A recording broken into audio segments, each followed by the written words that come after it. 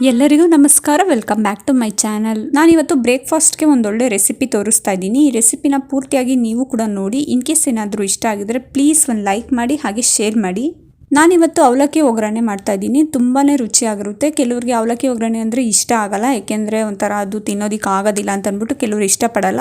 ಆದರೆ ಇಷ್ಟಪಡದೇ ಇರೋರು ಕೂಡ ಇಷ್ಟಪಟ್ಟು ತಿಂತಾರೆ, ಅಷ್ಟು ರುಚಿಯಾಗಿರುತ್ತೆ. ನಾನು ಒಂಥರ ವೆರೈಟಿಯಾಗಿ ಮಾಡ್ತಾಯಿದ್ದೀನಿ. ಎಲ್ಲರಿಗೂ ಇಷ್ಟ ಆಗಿರುತ್ತೆ. ಚಿಕ್ಕವರಿಂದ ಹಿಡಿದು ದೊಡ್ಡವ್ರ ತನಕ ಎಲ್ಲರೂ ಇಷ್ಟಪಡ್ತಾರೆ. ಇಷ್ಟಪಡದೇ ಇರೋರು ಕೂಡ ಇಷ್ಟಪಡ್ತಾರೆ. ಬನ್ನಿ ಇದನ್ನು ಹೇಗೆ ಮಾಡೋದು ಅಂತ ತೋರಿಸ್ಕೊಡ್ತೀನಿ. ಇದಕ್ಕೆ ಬೇಕಾಗಿರೋದೇನು ಅಂತಂದರೆ, ನಾನಿಲ್ಲಿ ಒಂದು 1/4 kg ಆಗೋಷ್ಟು ಅವಲಕ್ಕಿನ ತೊಗೊಂಡಿದ್ದೀನಿ. ಅಂದರೆ ಗಟ್ಟಿ ಅವಲಕ್ಕಿ ಅಂತ ಬರುತ್ತಲ್ಲ, ಅದನ್ನು ತೊಗೊಂಡಿದ್ದೀನಿ. ಹಾಗೆ ಒಂದು ಅರ್ಧ ಕಪ್ಪು ಈರುಳ್ಳಿ, ಅರ್ಧ ಕಪ್ ಟೊಮೊಟೊ ತೊಗೊಂಡಿದ್ದೀನಿ. ಒಂದು ಅರ್ಧ ಕಪ್ ತೆಂಗಿನಕಾಯಿ ತುರಿ, 1 ಕಪ್ ಆಗೋಷ್ಟು ಕ್ಯಾರೆಟ್ ತುರಿನ ಇಟ್ಕೊಂಡಿದ್ದೀನಿ.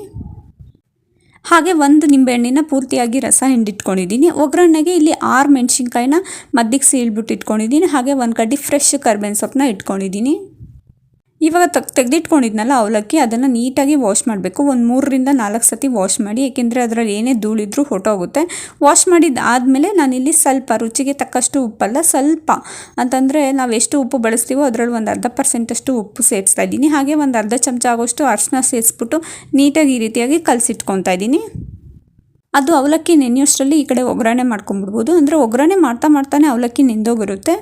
ಇವಾಗ ಒಗ್ಗರಣೆಗೆ ಒಂದು ಬಾಣಲಿಲಿ 1-2 ಟೇಬಲ್ ಸ್ಪೂನ್ ಎಣ್ಣೆ ಹಾಕಿ, ಎಣ್ಣೆ ಆದಮೇಲೆ 1/4 ಚಮಚ ಸಾಸಿವೆ, ಒಂದು ಅರ್ಧ ಕಪ್ ಆಗೋಷ್ಟು ಅಂದರೆ 1 ಟೇಬಲ್ ಸ್ಪೂನು ಕಡಲೆಬೇಳೆ, 1 ಟೇಬಲ್ ಸ್ಪೂನ್ ಉದ್ದಿನಬೇಳೆ, ಹಾಗೆ 2 ಟೇಬಲ್ ಸ್ಪೂನ್ ಕಡಲೆ ಬೀಜ ಸೇರಿಸ್ಬಿಟ್ಟು ನೀಟಾಗಿ ಒಂದು ಸ್ವಲ್ಪ ಕಲರ್ ಚೇಂಜ್ ಆಗೋ ತನಕ ಫ್ರೈ ಮಾಡ್ಕೊಳ್ಳೋದು.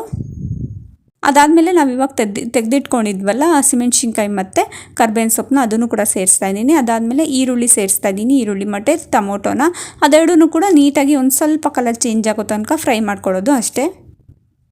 ಅದು ಫ್ರೈ ಆಗೋ ಹಂತದಲ್ಲೇ ಈಗ ಇನ್ನೊಂದು ಸ್ವಲ್ಪ ಉಪ್ಪು ಸೇರಿಸ್ತಾ ಇದ್ದೀನಿ. ಮತ್ತು 1/4 ಚಮಚ ಅರಿಶಿನ ಸೇರಿಸ್ತಾ ಇದ್ದೀನಿ. ಏಕೆಂತಂದರೆ ಅರಿಶಿನ ಅಲ್ಲಿ ಸ್ವಲ್ಪ ಕಮ್ಮಿ ಆಗಿತ್ತು ಅವಲಕ್ಕಿಲಿ, ಹಾಗಾಗಿ ಇಲ್ಲೊಂದು ಸ್ವಲ್ಪ ಸೇರಿಸ್ತಾ ಇದ್ದೀನಿ ಅಷ್ಟೇ. ಇವಾಗ ತೆಗೆದಿಟ್ಕೊಂಡಿದ್ವಲ್ಲ ಅದ್ರ ಜೊತೆಗೆ ಕ್ಯಾರೆಟ್ ತುರಿನ ಸೇರಿಸಿ ನೀಟಾಗಿ 1-2 ನಿಮಿಷ ಫ್ರೈ ಮಾಡ್ತೀನಿ. ಅಂದರೆ ಕ್ಯಾರೆಟ್ ಸ್ವಲ್ಪ ಮೆಲ್ಟ್ ಆಗುತ್ತೆ, ಅಲ್ಲಿ ತನಕ ಫ್ರೈ ಮಾಡ್ಕೊಳ್ಳಿ. ತುಂಬಾ ಚೆನ್ನಾಗಿರುತ್ತೆ ನೀವು ಈ ರೀತಿಯಾಗಿ ಒಂದು ಹೊಸ ರೆಸಿಪಿ ಥರ ಮಾಡಿದ್ರೆ. ಏಕೆಂದರೆ ಕೆಲವರು ಅವಲಕ್ಕಿ ಒಗ್ಗರಣೆ ಅಂದರೆ ಇಷ್ಟಪಡಲ್ಲ, ಬರೀ ಈರುಳ್ಳಿ ಮಾತ್ರ ಹಾಕಿರ್ತೀವಿ ಅಂತ ಅಂದ್ಬಿಟ್ಟು ಈ ರೀತಿ ವೆರೈಟಿಯಾಗಿ ಎಲ್ಲ ಮಸಾಲೆ ಸೇರಿಸ್ಬಿಟ್ಟು ಮಾಡಿದ್ರೆ ತುಂಬಾ ರುಚಿಯಾಗಿರುತ್ತೆ. ಇವಾಗ ಅದು ಫ್ರೈ ಆಗಿದ್ದಾದಮೇಲೆ ಅದೇ ಹಂತದಲ್ಲಿ ನಾನಿಲ್ಲಿ ತೆಂಗಿನಕಾಯಿ ತುರಿ ಮತ್ತು ನಿಂಬೆಹಣ್ಣಿನ ರಸನ ಸೇರಿಸಿ ನೀಟಾಗಿ ಚೆನ್ನಾಗಿ ಫ್ರೈ ಮಾಡ್ಕೊಂಡಿದ್ದಾಯಿತು.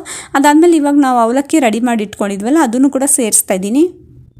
ನಾನಿಲ್ಲಿ ಒಂದು 1/4 kg ಆಗೋಷ್ಟು ಅವಲಕ್ಕಿ ತೊಗೊಂಡಿದ್ದೆ. ಅಂದರೆ ಒಂದು 3 ಜನ ಬ್ರೇಕ್ಫಾಸ್ಟ್ ತಿನ್ಬೋದು, ಅಷ್ಟು ಬರುತ್ತೆ, ಅಷ್ಟು ಕ್ವಾಂಟಿಟಿಯಲ್ಲಿ ಬರುತ್ತೆ. ನೀವು ಬೇಕಂದರೆ ಡಬಲ್ ಮಾಡ್ಕೋಬೋದು, ಇಲ್ಲಾಂತಂದರೆ ನಿಮ್ಗೆ ಯಾವ ಅಳತೆ ಬೇಕೋ ಅಷ್ಟು ತೊಗೊಳ್ಬೋದು. ಇವಾಗ ಅವಲಕ್ಕಿ ಸೇರಿಸಿದ್ಮೇಲೆ ನೀಟಾಗಿ ಫ್ರೈ ಮಾಡಬೇಕು. ಅಂದರೆ ಉಪ್ಪು ಹುಳಿ ಖಾರ ಎಲ್ಲ ಹೊಂದ್ಕೊಬೇಕು, ಅಲ್ಲಿ ತನಕ ಒಂದು ಸ್ವಲ್ಪ ಚೆನ್ನಾಗಿ ಕಲಸೋದು, ಕಮ್ಮಿ ಉರಿ ಕೊಟ್ಟೆ ಕಲಸೋದು, ಈ ರೀತಿಯಾಗಿ ಕಲಸಿಟ್ಕೊಳ್ಳೋದು. ಅದಾದಮೇಲೆ ಕೊನೆಯಲ್ಲಿ ಒಂದು 2 ನಿಮಿಷ ಬೇಯಿಸ್ಕೊಬೇಕಾಗುತ್ತೆ ಇದನ್ನ. ಹಾಗಾಗಿ ಒಂದು ಪ್ಲೇಟ್ ಮುಚ್ಚಿಬಿಟ್ಟು 2ರಿಂದ 3 ನಿಮಿಷ ಸಾಕು, ಕಮ್ಮಿ ಉರಿ ಕೊಟ್ಟು ಬೇಯಿಸ್ಕೊಂಬಿಡೋದು. ಇವಾಗ 3 ನಿಮಿಷ ಬೆಂದಿದ್ದಾಗಿದೆ ಕಂಪ್ಲೀಟಾಗಿ. ಇವಾಗ ಪ್ಲೇಟ್ ತೆಗಿತಾ ಇದ್ದೀನಿ. ಎಷ್ಟು ಚೆನ್ನಾಗಿ ಎಲ್ಲ ಹೊಂದ್ಕೊಂಡಿದೆ ಅಂತ ನೀವೇ ನೋಡ್ತಾ ಇರ್ಬೋದು. ತುಂಬಾ ರುಚಿಯಾಗಿರುತ್ತೆ ಈ ರೀತಿಯಾಗಿ ನೀವು ಮಾಡಿದ್ರೆ.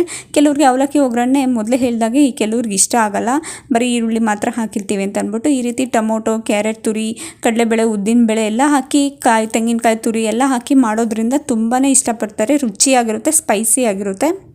ಕೊನೆಯಲ್ಲಿ ಸ್ಟವ್ ಆಫ್ ಮಾಡಿಬಿಟ್ಟು ಸಣ್ಣದಾಗಿ ಹೆಚ್ಚಿಟ್ಕೊಂಡಿದ್ದಂತಹ ಕೊತ್ತಂಬರಿ ಸೊಪ್ಪನ್ನ ಹಾಕ್ಬಿಟ್ರೆ ರೆಡಿಯಾಗಿರುತ್ತೆ ಬ್ರೇಕ್ಫಾಸ್ಟ್ ರೆಸಿಪಿ. ತುಂಬಾ ರುಚಿಯಾಗಿರುತ್ತೆ. ನೀವು ಕೂಡ ಮನೇಲಿ ಒಂದು ಸತಿ ಈ ರೀತಿಯಾಗಿ ಟ್ರೈ ಮಾಡಿ. ನೀವು ಟ್ರೈ ಮಾಡಿಲ್ಲ ಅಂತಂದರೆ ನೋಡಿದ್ರಲ್ಲ ಎಷ್ಟು ಈಸಿಯಾಗಿ, ಅಷ್ಟೇ ಸಿಂಪಲ್ಲಾಗಿ, ಟೇಸ್ಟಿಯಾಗಿ ಅವಲಕ್ಕಿ ಒಗ್ಗರಣೆನ ಹೇಗೆ ಮಾಡೋದು ಅಂತ ತೋರಿಸ್ಕೊಟ್ಟಿದ್ದೀನಿ. ಎಲ್ಲ ಮಸಾಲೆ ಸೇರಿಸ್ಬಿಟ್ಟು ಹೇಗೆ ಮಾಡ್ಬೋದು ಅಂತ ಅಂದ್ಬಿಟ್ಟು ತೋರಿಸ್ಕೊಟ್ಟಿದ್ದೀನಿ. ಈ ವಿಡಿಯೋನ ಪೂರ್ತಿಯಾಗಿ ಎಲ್ಲೂ ಸ್ಕಿಪ್ ಮಾಡ್ದೇನೆ ನೋಡಿ. ಇನ್ ಕೇಸ್ ಏನಾದರೂ ಇಷ್ಟ ಆಗಿದರೆ ಪ್ಲೀಸ್ ಒಂದು ಲೈಕ್ ಮಾಡಿ. ಹಾಗೆ ಹೊಸದಾಗಿ ನನ್ನ ಚಾನಲ್ನ ನೋಡ್ತಾ ಇದ್ದರೆ ಪ್ಲೀಸ್ ಸಬ್ಸ್ಕ್ರೈಬ್ ಮಾಡ್ಕೊಂಡು ನೋಡಿ, ನನಗೆ ಸಪೋರ್ಟ್ ಮಾಡಿ. ಇದೇ ರೀತಿ ಹೊಸ ರೆಸಿಪೀಸ್ಗಾಗಿ ನನ್ನ ಚಾನಲ್ನ ಸಬ್ಸ್ಕ್ರೈಬ್ ಮಾಡಿ. Thank you.